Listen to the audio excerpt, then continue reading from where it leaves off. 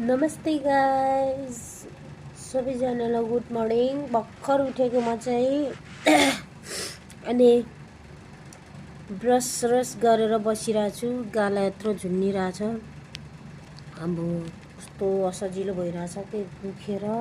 त्यही माथि औषधि भुलेछु हिजो यता हो र आज अनि के भन्छ अनि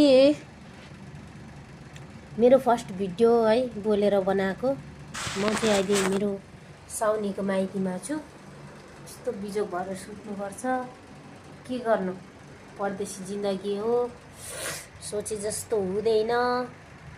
सन्चो हुँदाखेरि बिरामी हुँदा पनि रेस्ट गर्न पाइँदैन, सन्चो हुँदा पनि बिरामी हुने गरी काम गर्नुपर्छ।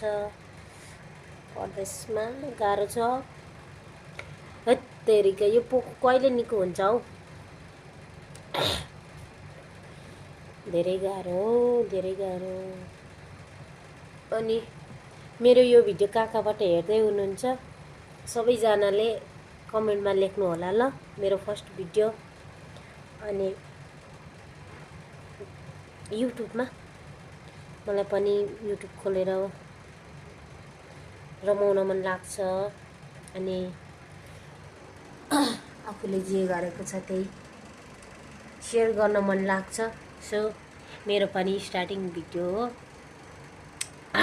म हल्का बिरामी छु, थुप्रो भयो हौ म बिराम भएको, र पनि ड्युटी गर्नै पर्छ, के गर्ने हो, गाह्रो छ। अनि तपाईहरुको नास्ता सास्ता भयो? मेरो डेली भ्लग आउने चाहिँ थोरै भए पनि सबैजनाले लाइक कमेन्ट सब्सक्राइब गरिदिनु होला। धन्यवाद।